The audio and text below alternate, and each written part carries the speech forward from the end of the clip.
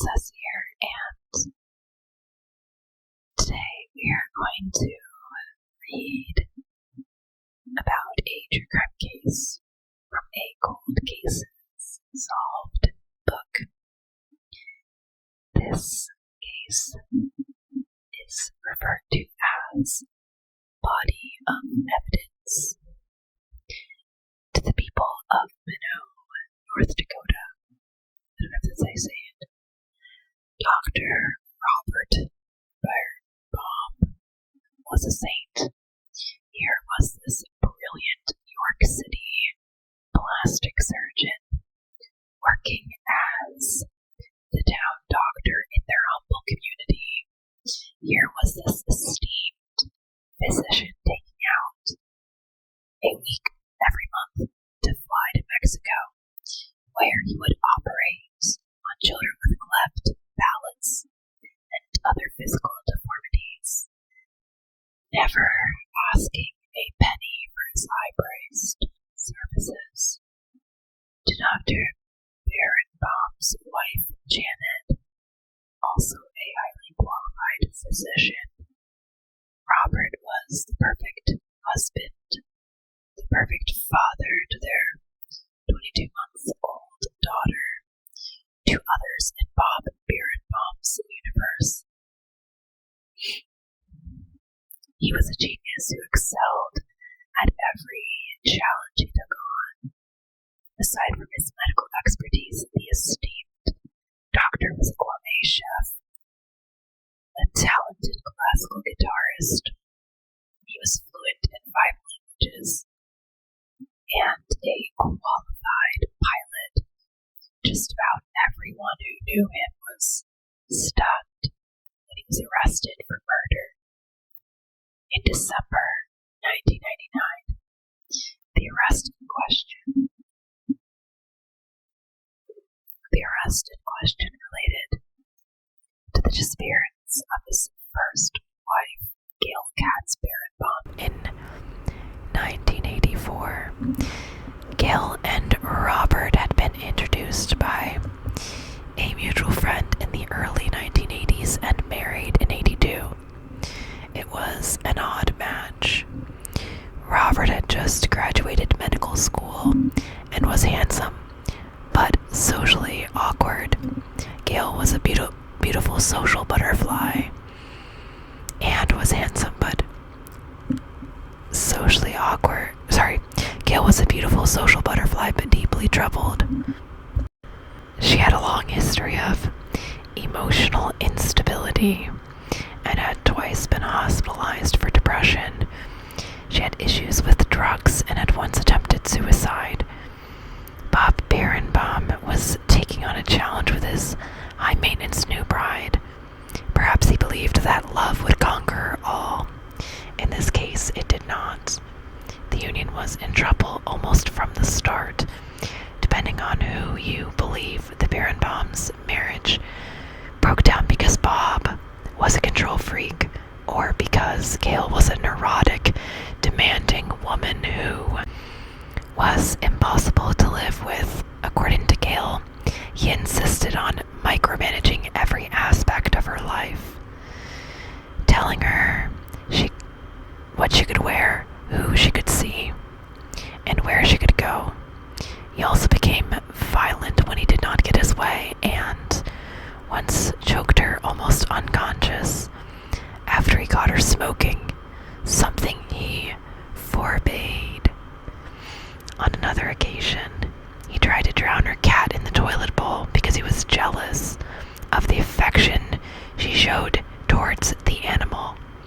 Gail also complained to friends that Robert was never around.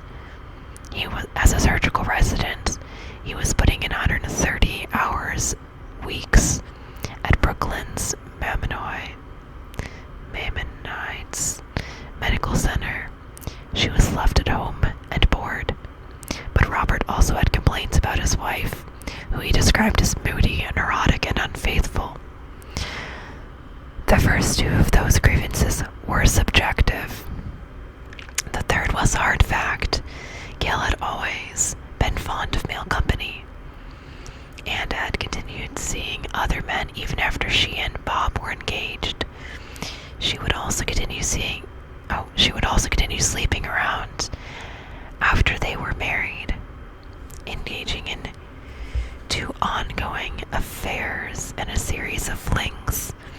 Neighbors reported a string of male visitors to the apartment while Robert was at work, and Gail was hardly discreet about her infidelities.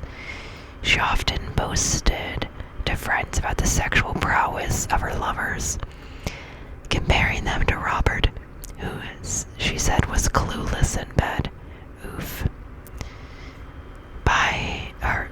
Just a year into the marriage, and Gail was refusing to sleep with her husband.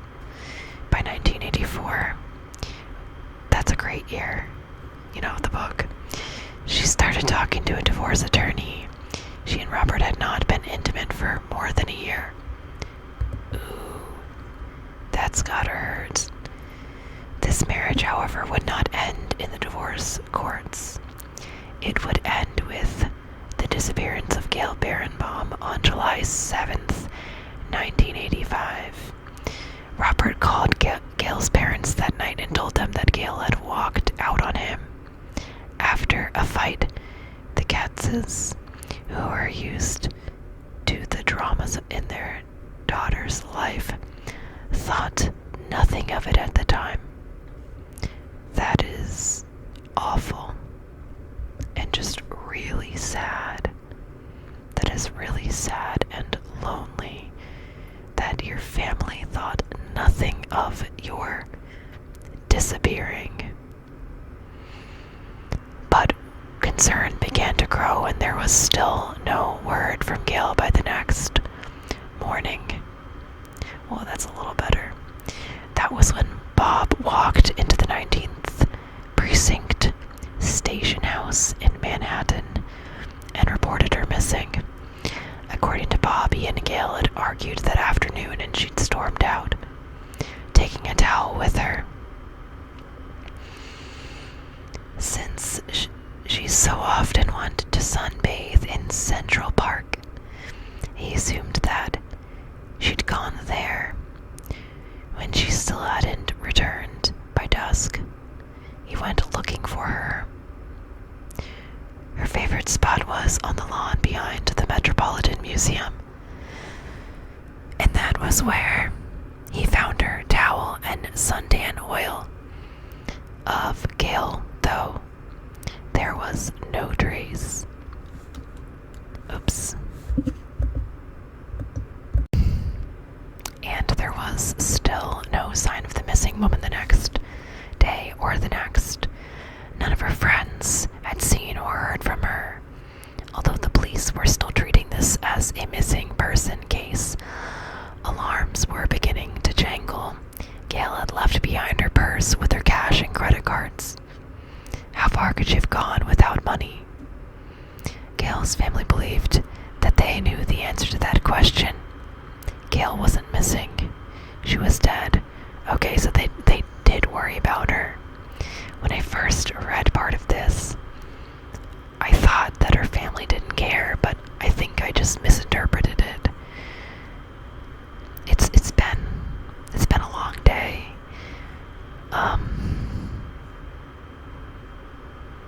How far could she have gone without money? Gail's family believed that they knew the answer to the question. Gail wasn't missing. She was dead, and it was her husband who had killed her.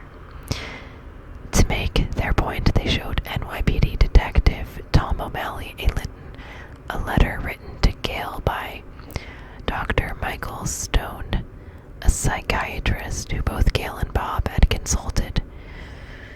In it, Stone had cautioned that her husband was a very dangerous man and urged her to leave him.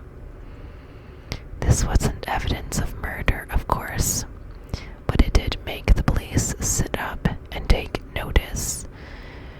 Robert, meanwhile, had various theories to offer for his wife's disappearance. He was quick to remind everyone that Gail had attempted suicide before and might have done so again.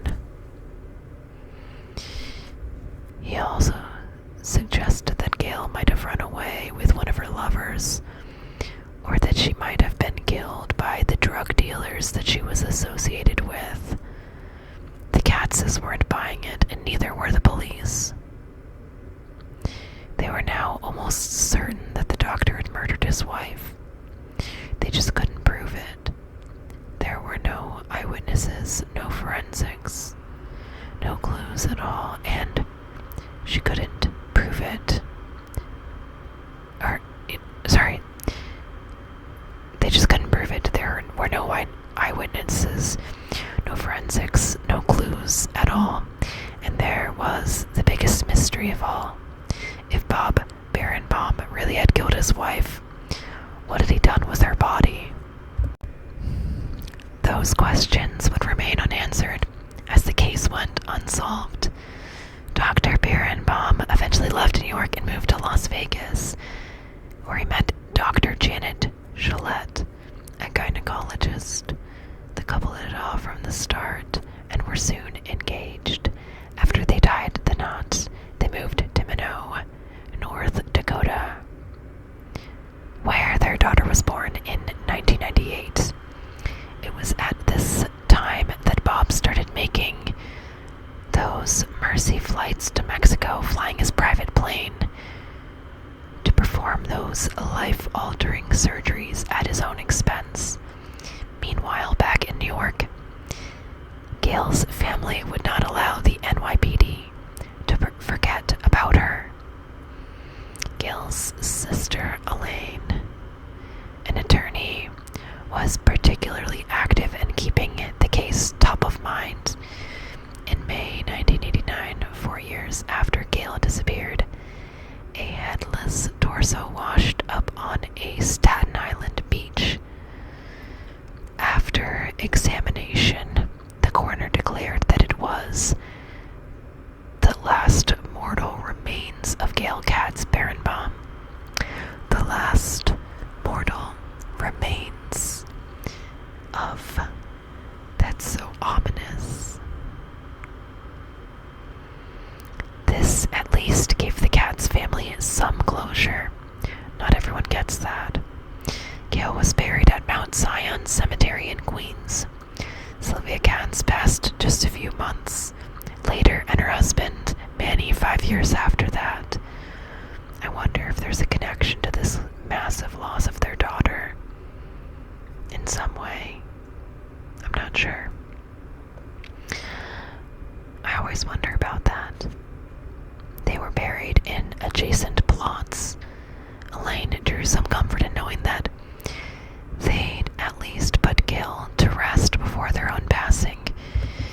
But 1997 would bring a new twist to the case.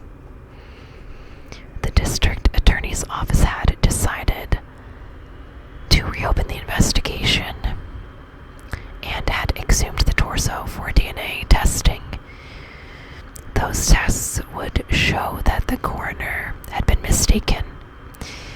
These were not the remains of Gail Katz Baron-Baum, after all. This was a Jane Doe. Gail remained among the missing. So what was it that had prompted the DA to reopen the case after all this time? It was an interview with Roberta Karnofsky, my apologies, a woman Bob had dated back in New York. She advised them to check his flight logs for July 1985, and it was then that they made a startling discovery. Something that Robert Baron-Baum had failed to disclose on the many occasions that they'd spoken to him. On the afternoon of July 7th, 1985, the same afternoon that his wife disappeared, Baron-Baum had rented a Cessna 172 from an airport in Caldwell, New Jersey, and taken it up for a 2-hour flight.